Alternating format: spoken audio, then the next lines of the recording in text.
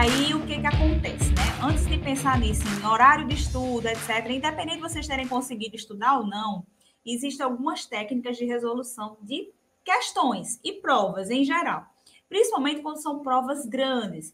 Essas provas de concurso ou de Enem, elas não são feitas para você conseguir fazer ela de cabo a rabo, completamente na sequência.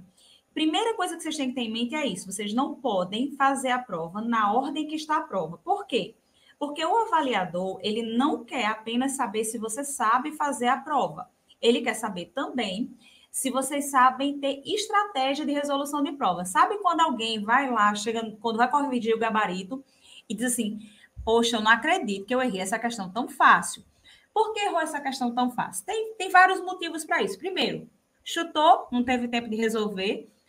Segundo, cansaço se você não consegue mais pensar naquilo. Terceiro, falta de organização de dados. Então, a primeira coisa que vocês têm que ter em mente é justamente isso. Vocês precisam ter uma estratégia. Então, vou falar primeiro do primeiro dia de prova, mas o primeiro dia de prova, ele vale para as duas provas, que é, como o primeiro dia de prova, ela é uma prova mais longa, que são 6 horas e meia de prova, vocês não podem pensar, eita, eu tenho mais tempo de prova, vai dar mais tempo de fazer as questões. Não, esse tempo extra é justamente para a redação. Vejam que eles dão, em média, 30 minutos a mais por causa da redação. Significa que, entre aspas, vocês teriam apenas 30 minutos para fazer a redação, o que na prática não é isso que acontece. Então, assim, partindo do princípio, se a gente for nivelar o primeiro dia e o segundo dia, 90 questões com 90 questões, né? O que vocês têm? Apenas 30 minutos para a prova de redação. Então, o primeiro passo. Sentou, pegou a prova, o que vocês vão fazer? Pega a prova, a redação, e lê a proposta de redação, lê o texto motivacional para vocês terem uma ideia do que se trata o tema. O que acontece? Vocês deixam para fazer a prova, a redação, ou no início da prova, e passam um tempão lá pensando, eita, o que eu vou escrever? Escreve, apaga, escreve, apaga, escreve, apaga, para depois organizar, ou deixa no fim da prova. Se deixar para o fim da prova, para ler um textão, que são vários textos motivacionais, você já está cansado. E o seu raciocínio não é a mesma coisa. Em geral, existem alguns estudos que comprovam que nosso cérebro, na hora de um concurso, ele tem uma média de desempenho alto até 2 horas, 2 horas e meia de prova. Então, é esse primeiro horário que vocês têm que focar. E o resto é perdido? Não, não é perdido. É que você já está ficando mais cansado. Então, o que vocês vão ter que fazer? Primeiro passo, lê a redação. Lê a proposta de redação e faz anotações. Olha, essa proposta, ela trata desse tema. Vamos supor que seja, por exemplo, o tema fome mundial. Pronto. Então, ela está tratando de fome mundial. Qual comando? Ela quer que eu fale sobre isso. Então, o que eu preciso fazer para essa redação? Eu preciso tratar sobre tais tópicos na minha defesa sobre a fome mundial, certo? Você vai escolher que linha você vai seguir, você vai decidir que tópicos, basicamente, vocês vão tratar. Vocês lembrem que vocês não vão escrever a redação, só apenas palavras-chave que, quando você voltar para a redação, você lembra, eu tenho que tratar desses temas. Por exemplo, se eu vou falar da fome mundial, então eu vou falar, por exemplo, na minha defesa, quais as consequências da fome mundial para a população, para a criminalidade, quais as consequências da falta de água, qual o país que tem maior índice de pobreza e o que isso interfere na desnutrição das crianças e adultos, etc. Então, assim, você vai escolher uma vertente e tópicos que vocês devem abordar. Feito isso, aí vai para a prova. Normalmente, eu sugiro a vocês fazerem o seguinte, dá uma lida geral na prova, mas não é ler de uma vez só, não. É assim, vamos primeiro dia de prova. Eu gosto de, sei lá, língua portuguesa. Então, eu vou começar com língua portuguesa. Aí você vai para a prova de língua portuguesa e dá uma lida. Dica número 1, muito importante. Prova do Enem, ela tem característica de ser uma prova de texto longo. E muitas vezes esses textos são só enrolação. Só falando, para no fim dizer, calcule, qual sujeito, né? Então, coisas desse tipo. Então, o que vocês têm que fazer? Quando for ler a prova, aí vocês vão fazer o quê? Ler a questão, por exemplo, questão 1 de português. Aí eu vou para a última frase, tá certo? Que tiver lá na questão 1 de português e ver o comando dela. O que ela está buscando? Sujeito, pronto. Aí você vê, é uma questão que tem um texto muito longo, eu vou precisar perder tempo lendo essa questão. Aí você bota lá. Você pode classificar, por exemplo, em 3 níveis. Nível 1, nível 2 e nível 3. Nível 1, fácil, questão rápida. Nível 2, mediana, que você precisa ler, fazer alguma coisa. E a difícil é aquela que você vai precisar pensar muito. Então, essa questão difícil é a questão que você deve deixar para o final. Por quê? Sobrou tempo, ótimo, tenta fazer ela. Não sobrou tempo, chuta, tá certo? Então, não vão fazer a prova em sequência. Então, questão 1, fácil, beleza, aí você já tenta fazer. Mediana, deixa para depois, bota um 2 do lado, tá certo? Aí vai para a questão 2 e assim por diante. Quando você lê toda a prova de português, por exemplo, vamos supor que vocês têm afinidade mais com português, aí vocês escolhem a prova que você tiver menos afinidade, vai alternando.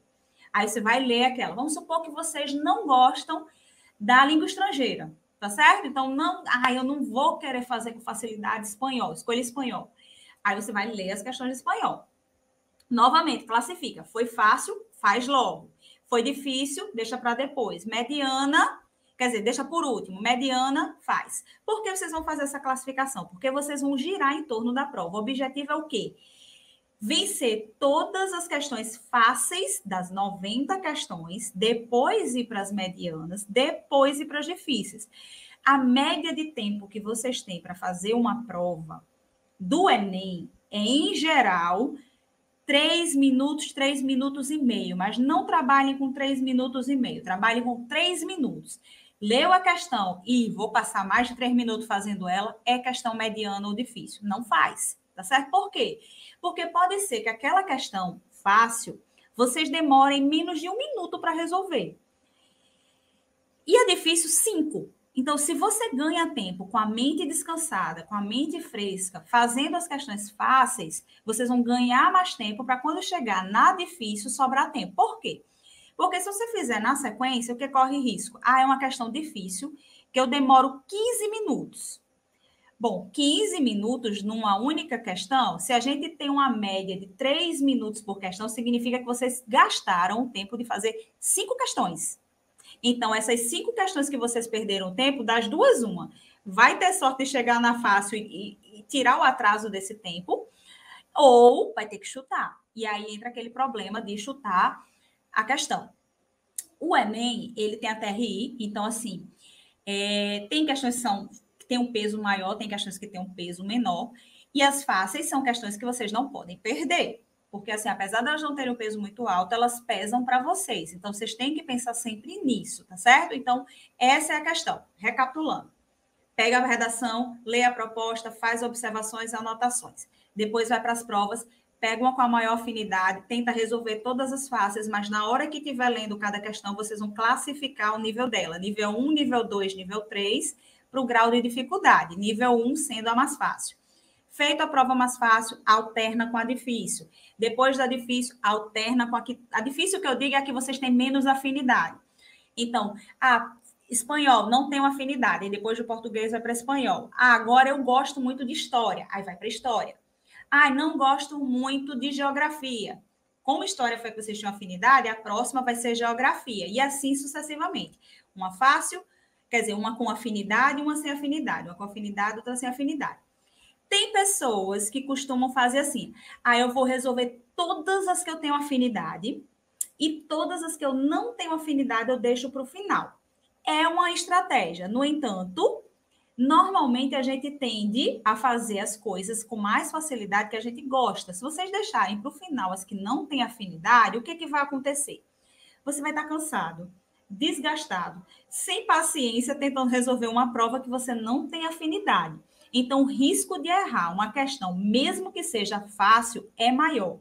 Então, por isso a importância de fazer as que não têm afinidade. Aí vocês vão dizer assim, então é melhor inverter a posição. Eu começo com as que eu não tenho afinidade e vou para as que tenho afinidade. É também uma estratégia, mas qual é o lado negativo? É que você também vai estar um pouco cansado quando for fazer as que têm afinidade. O risco de errar é menor do que com a que não tem afinidade, por isso é uma boa estratégia, mas você ainda tem risco. Então, eu sugiro para ficar num ponto de equilíbrio, afinidade sem afinidade, afinidade sem afinidade. E principalmente pelo seguinte motivo. Nosso raciocínio, ele tende, quando você fica repetindo muita coisa, a mesma coisa por muito tempo, ele tende a entrar meio que num estado offline, você começa a ficar meio cansado, sabe? Então, por isso da importância de alternar. Ah, mas não é tudo de humanas? É tudo de humanas, mas cada questão tem sua característica, né? Tem questões que envolvem um texto maior, tem questões que envolvem menos texto, e assim sucessivamente. Então, essa primeira regra que eu estou falando para vocês, ela vale tanto para o primeiro dia como o último dia, tá certo? Então, vale de quê? Só não vale a parte da redação.